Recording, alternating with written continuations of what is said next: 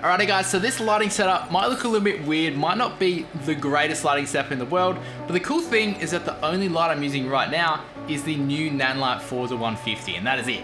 So I'm getting a key light and a hair light from one light. What? How's it going guys? My name is Andrew Murphy from Down Under in Gold Coast, Australia. So this is the brand new, just released Nanlite Forza 150, and honestly, this thing is a freaking beast. Now, because I've only had this light for like 4 days or something, I haven't really had a ton of time to actually like go out and shoot and use it practically, I guess.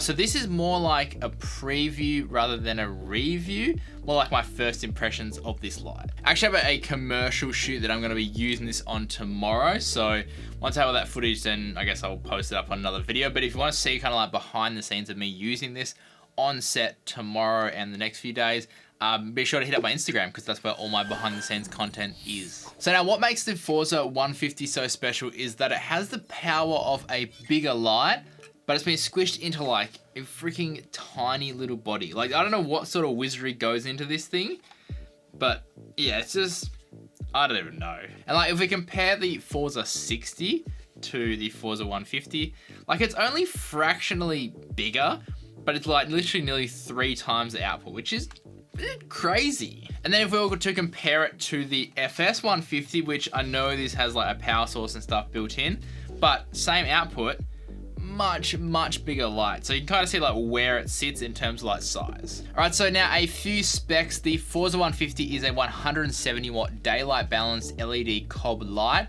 and it utilizes a mini Bowens mount like the Forza 60 to keep the footprint really small, among other things. It has a CRI of 96, a TLCI of 98, can be used with DMX accessories, and it comes with the usual high quality protective bag as well. Plus it comes in a 5600 Kelvin model and also a 3200 Kelvin tungsten model as well. Now if we look at the back of the Forza 150, immediately it looks a little bit different to other Nanlite products. We do have the standard like 2-knob design, but we also have a mode button now as well. So this has made navigating the menus easier in some ways, but also it's like a different way of controlling things as well. The left knob is what is used to control whatever is highlighted, and if we click this in, we'll also get our dim to 0 function as well. The right knob is what we actually use to move through the menu system and also lock the light if we hold it for 3 seconds as well. Now straight away, having a mode button to actually turn on the effects is one of the best upgrades ever, because the amount of times that I went to adjust the dim on one of my lights, like say the Forza 60, and I've accidentally touched the right knob and I've turned the effects on, and we just get like pumped or strobed with like a storm effect or something. Not even funny at all. So now with this mode button, you're guaranteed to not have that happen ever again. The only confusing part about this new interface is that the mode button is also now the select button for when we need to actually say update the firmware or reset the Bluetooth as well. So instead of pressing the dials in, we press the mode button, but only in like those couple of menus. Oh, now I forgot to say as well, it also works with the new Nanlink app they've just released, and also the Nanlink remote as well. So all you have to do is go into the menu, go into the Bluetooth menu, use the left knob to go to the reset, press the mode button to reset the Bluetooth, and then it will show up in the Nanlink app. All right, so if we go for a bit of a wider frame here, you can kind of see what's happening. So to my left here is obviously out of frame, but I have a bounce board, and that is what has given me this nice soft key light as it's bouncing back. And then back here, you can just see the edge of the diffusion panel. So that is what's actually diffusing the hair light or the rim light on me. Without that, it's just way too bright, and it looks like the light source is coming from behind, because obviously the back of my head's closer to the light than the key light. So it's obviously gonna be a lot brighter. So that's just kind of cutting out, I guess, like half of the light that's hitting this side, and then the rest of the light is coming past this side of my head. So you can see here how much brighter it is when it's in the getting the full brunt of the actual light. But then when it's hitting this and bouncing back, it's quite soft. So yeah, interesting setup, but pretty cool if you like you've only had one light and you had to recreate some sort of like interesting lighting setup. You'll also notice that the power connector has also changed as well. So now we have this 4-pin power connector, similar to what you'd see on the Mixpanel series lights, and that's because you can run this off 15 to 24 volts. So this means that the Forza 60 battery handles will no longer work because this has a DC in power, plug on it, but they actually are releasing a new handle design that works with this. It basically looks exactly the same as this, it just has the 4-pin DC out. But the cool thing as well with that new handle is that because this can run off 15 to 24 volts, you can use either a 14.8 volt V-Lock battery, but you can also use a 26 volt V-Lock battery as well. And now the other cool thing is that because it can run off 26 volts, I can use my little V-Lock charger power bank thingy to power this. So I actually bought this to run it on my mix panel because that has to run off 24 volts or 26 volt V-Locks. But I didn't want to get the adapter because I didn't want to adapt my 14.8 volts onto the mix panel and then someone accidentally take it off, be like converted to 26 volts and then chuck it on my camera and blow up my camera or something. So this is my solution for it, which basically is, it's a KMTV V-Lock charger. It's one of the only ones that I found that will output, so this does 24 to 33 volts in DC power. Most of the other ones will only do, let's have a look. They will only do 15 volt max output, which won't be good. Actually, that will work for this because this can do 15 volts. But like I said, for the mix panel, you need 26 volts or 24 volts. It won't actually work. So I'm very glad that I can use this for something else as well. We also have a full-size USB-A port for actually upgrading the firmware, so that'll be a bit easier than some of the other products that Nanlite has released that has a USB-C, and we're kind of seeing a few issues there with like certain USBs not working. So this should work with hopefully most USB sticks. And then finally, we have an actual DMX port on the head itself, because I guess there's no ballast on this model. It's just the head and then the power adapter, but it is a 3.5mm like headphone jack connector. So yeah, I mean, if you've been following me for a while, you know that I don't actually do anything. I don't have anything to do with DMX ports or actually controlling via DMX.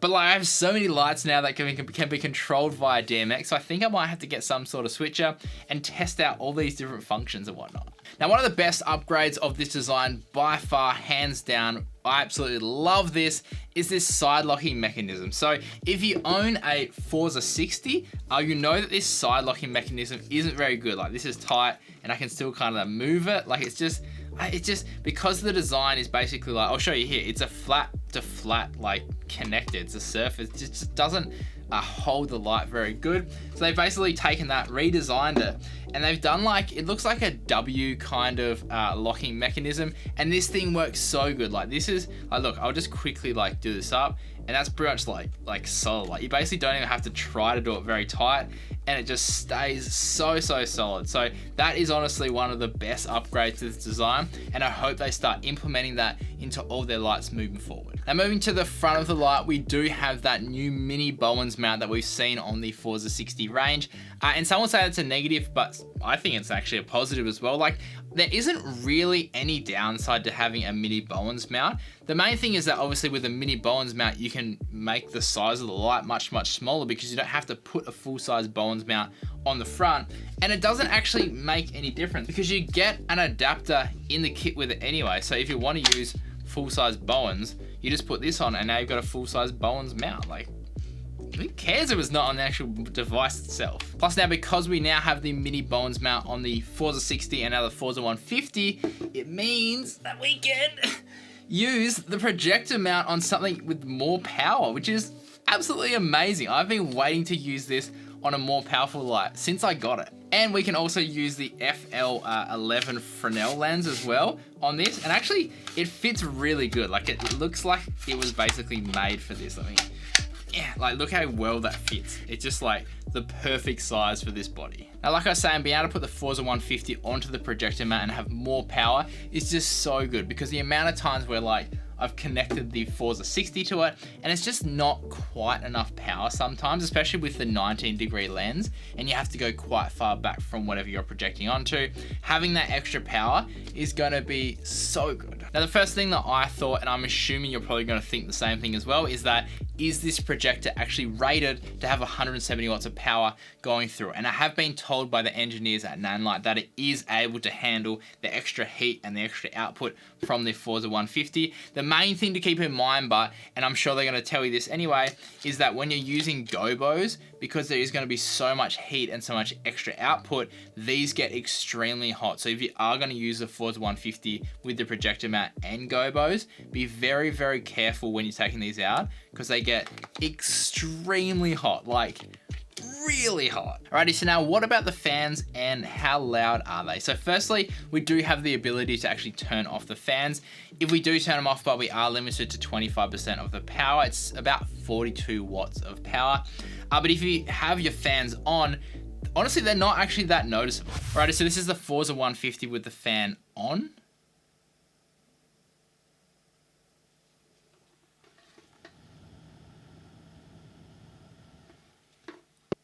Off.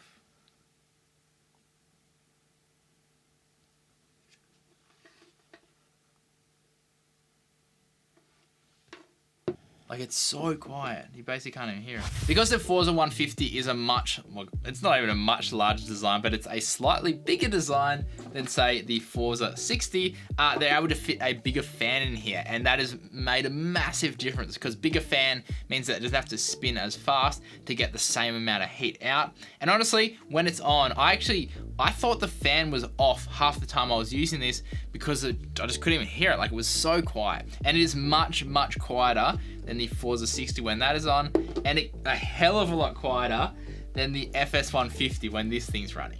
So if you do use, say, like the Forza 60 a lot, but the fans are too loud for you, then the Forza 150 would be the perfect light, because it's kind of like nearly matching the output of the Forza 60 with the fans off on this one. So yeah, but with the fans on, you can't even hear anyway, so it doesn't even matter. But one thing I have noticed is that when this is at 100% and the fans are on, it extracts a ton of heat. This thing does get quite hot. I've been told again by the engineers at Nanlite that it is in the safety limits. So obviously they've done the test and they've made sure it's right. But yeah, definitely make sure this is well ventilated and don't put anything over the top, because it pumps out a ton of heat. Now real quick, if we throw this side by side with the FS 150, which is also a 180 watt COB light, they're basically, I guess, identical in terms of output. However, if we actually look at the design of the COB chip itself, we can see how spread out the chips are on the FS series lights compared to the Forza 150. And that is a deliberate design, because the FS range is made for more like studio photography kind of stuff, where you want like a softer light source coming from the light itself.